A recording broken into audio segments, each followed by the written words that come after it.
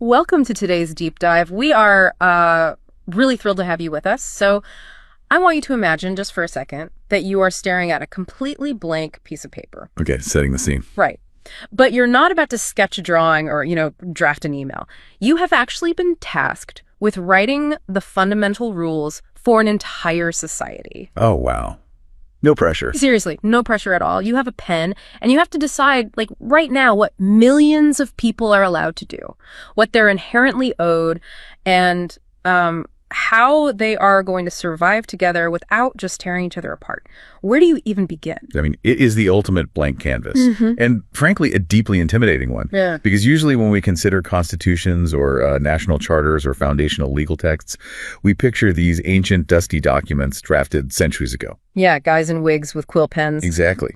We operate under this assumption that society is a massive, complex house that was built, long before we were born. And our only job is to figure out how to arrange the furniture in the rooms we inherited. We just accept the architecture, flaws and all. Right. Today, though, we are looking at something entirely different. Our mission in this deep dive is to explore a fascinating, highly comprehensive document called the Charter of the UARC. Which stands for the United Regions Organization of Kurdistan. Yes, thank you. And we're going to examine this source not merely as a, dry legal text, because the tone of it is surprisingly urgent, but as what it bills itself to be, which is a new social contract. Yeah, and the text immediately grounds itself in a very specific, painful reality. It explicitly states that this new contract is built upon a foundation of sacrifice. Like quoting directly from the preamble here, the charter is a response to, quote, bitter experiences resulting from tyranny, deprivation, and systematic oppression, unquote. So we're looking at a document that is trying to reverse engineer trauma into a functional legal code. Which makes this an incredibly intriguing roadmap for you listening. This is a real-time thought experiment happening out in the world today. It's an attempt to build a society from scratch that balances classic, recognizable democratic principles with highly modern, almost radical concepts. Like ecological justice and the criminalization of economic coercion. Yeah. Okay, let's unpack this. So to understand the specific mechanics of this charter, we really have to establish the philosophical bedrock, which is laid out very clearly in the preamble and Article 1. Right. The UR stated motto is composed of 3 pillars: freedom, equality, and solidarity. And the preamble immediately establishes a strict hierarchy of values. It declares that the individual is the absolute center of all decisions. Makes sense. Yeah, but then it states that society is bound by genuine cooperation. And interestingly, it elevates the land to the status of a sacred heritage. Yeah, the phrasing in Article 1 is highly intentional. It defines the UARC as a democratic and humanitarian entity focused on the rule of law, human dignity, and the elimination of systematic oppression. And they specify exactly what they mean by that. They do. Economic, political, or social oppression. When I read this, it makes me think of a massive system reboot for a society. Oh, like a tech upgrade. Exactly. They are upgrading from an old operating system plagued by the malware of fear and poverty to a totally new system where human dignity is literally the source code. I like that. And if we connect this to the bigger picture, the Charter is explicitly trying to achieve a highly delicate balance of values. Because historically, political systems often swing like a pendulum to one extreme or the other. Right, like hyper-individualism versus strict collectivism. Exactly. On one end, personal freedom is paramount, but social safety nets are just left to crumble. On the other end, the state and social justice are prioritized, but fundamental individual rights are erased for the, quote, greater good. Which is terrifying. Right. So this charter attempts to forcibly hold that pendulum in the center. It dictates that collective interests are vital, but they can never result in the erasure of fundamental individual rights. Well, that sounds great in theory, but it forces us to ask a very difficult question. How does this text actually define those individual rights? Let's move to Section 2 of the Charter, which covers the first pillar of their motto, freedom. The big one. The big one. Article 2 starts with the classics. It declares freedom as an inalienable right. Every person has full authority over their body, their private life, their beliefs, and their expression. It explicitly mandates no authority may impose a specific lifestyle. Which is pretty standard democratic stuff. Yeah, political participation, whether direct or indirect, is framed as a core, non-negotiable component of this freedom.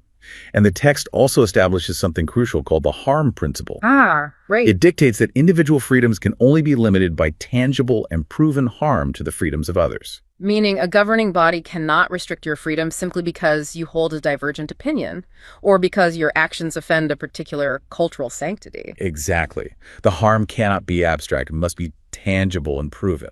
But I want to push back on the Charter's definition of freedom here, because this is where the text takes a massive departure from the norm. It really does. Article 2 includes a section on protection from coercion. It outlaws physical pressure, naturally, but it goes on to explicitly outlaw psychological and economic pressure that paralyzes an individual's will or forces them to act against their choice. Right. Like, how on earth does a government legislate economic pressure without turning into a massive surveillance state? If an employer tells a worker to take a night shift or lose their job, is that illegal economic coercion? Defining economic pressure as a violation of freedom just seems like it would radically alter the entire function of a government compared to traditional Western constitutions. No, it alters it completely. Yeah. And that is precisely the paradigm shift the Charter is attempting to codify. Yeah. I mean, in many traditional Western models, freedom is defined negatively. Negative liberty. Right. Which essentially means freedom is the absence of interference. As long as the government isn't locking you in a physical cage or, actively censoring your speech, the state considers you free. But the URO Charter rejects that premise. Entirely. It recognizes that a physical cage isn't the only mechanism that traps a human being. Because the argument is that you aren't actually free to make choices if you are terrified of starving or losing your home. That is the core argument. If severe structural poverty or the constant threat of homelessness or profound psychological manipulation forces an individual to accept dangerous working conditions, their will has been paralyzed. Or compels them to vote a certain way out of fear. Exactly. The Charter asserts that economic coercion is just as grave a violation of human dignity as a physical threat.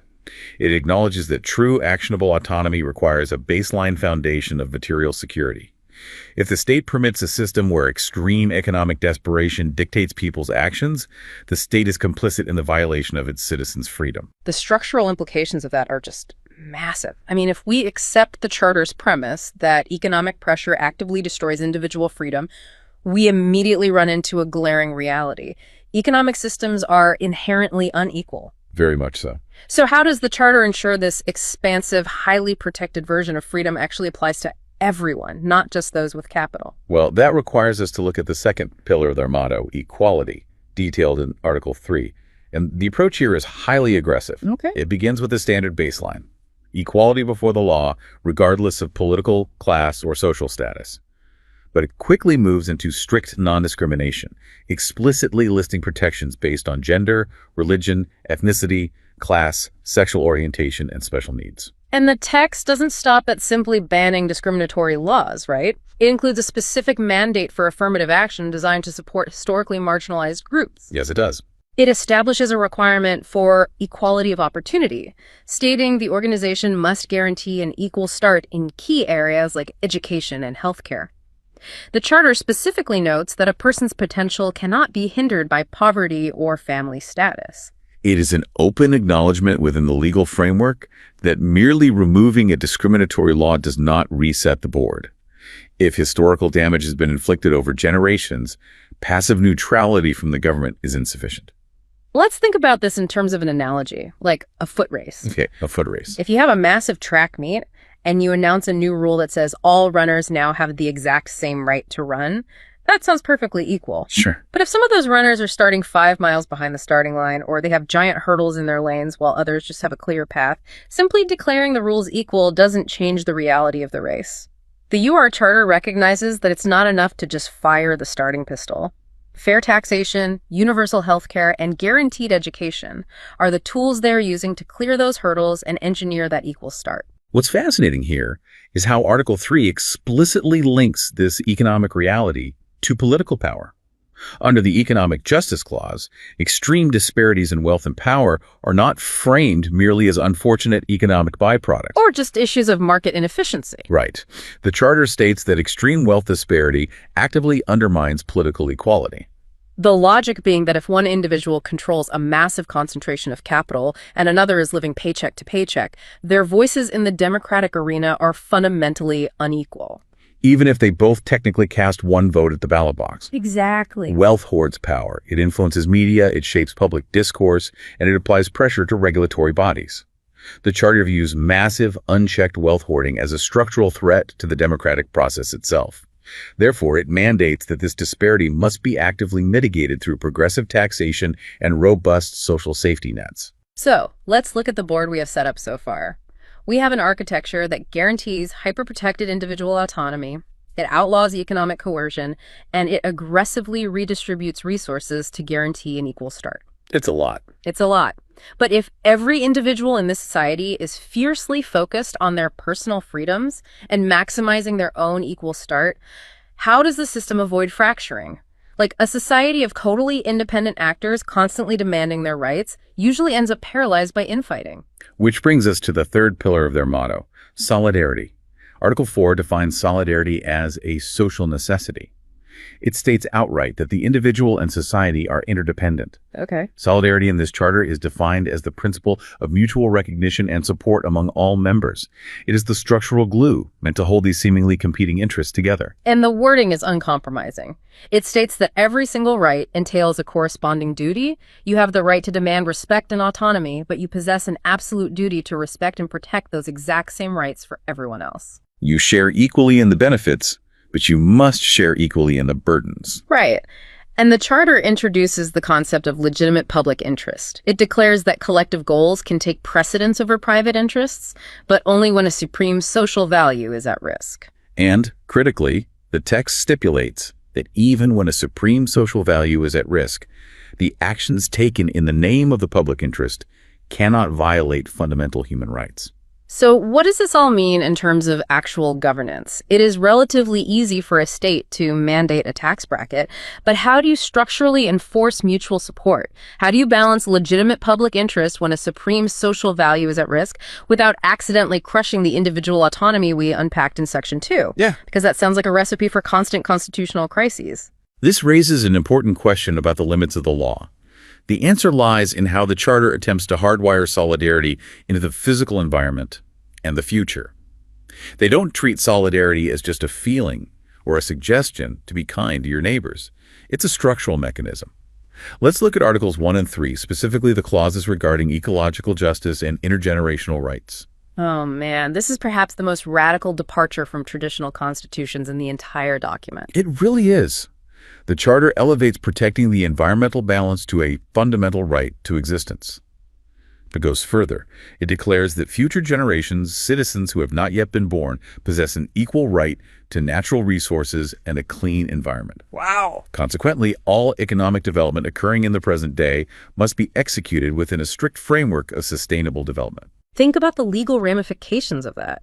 It completely alters how you assess a public works project or a corporate expansion. A company cannot simply propose building an industrial facility, acknowledge it will pollute the local watershed, and justify it by claiming it will create 500 jobs for the current residents. Because the Charter effectively grants legal standing to ghosts. Exactly. It says the unborn citizens of the future have an active, equal claim to that watershed. By permanently polluting it for short-term economic gain, the present society is violating the fundamental rights of the future society. Solidarity isn't just a horizontal contract between people living in the same city today. It's a vertical contract extending through time. It entirely redefines the operational timeline of a nation. In many modern systems, politicians operate on short-term election cycles, and corporate entities operate on quarterly earnings reports. Which incentivizes immediate extraction. Heavily. The UROC Charter forces the legal framework to operate on a generational timeline. It is a legal mechanism designed to prevent the current population from cannibalizing the future to enrich themselves in the present. Which brings us back to the preamble, where the land is described as a sacred heritage. They are not utilizing the word sacred in a purely theological sense here. They're using it in a strict existential sense. Right. If you degrade the habitat, all the individual rights, all the equal starts, and all the political freedoms are rendered entirely irrelevant. Because the physical platform for society ceases to exist. Right. So we have mapped out this highly ambitious blueprint. We have freedom, expanded to include protection from paralyzing economic coercion. We have equality, engineered through active resource distribution to ensure an equal start.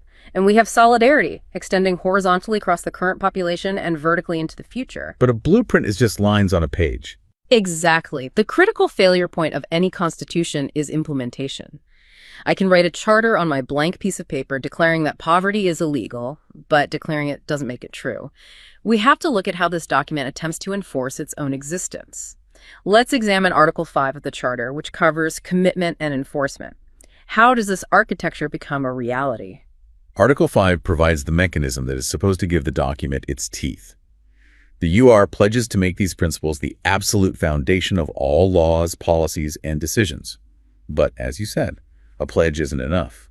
The text mandates the establishment of an independent judicial institution specifically designed to oversee the implementation of the Charter. Now, we need to understand how this judiciary is intended to function, because it isn't just a standard appellate court where you have to spend years and millions of dollars appealing a case up a complex ladder. No, the Charter specifically states this independent judicial body is established to directly receive citizen grievances. It serves as an accessible safety valve.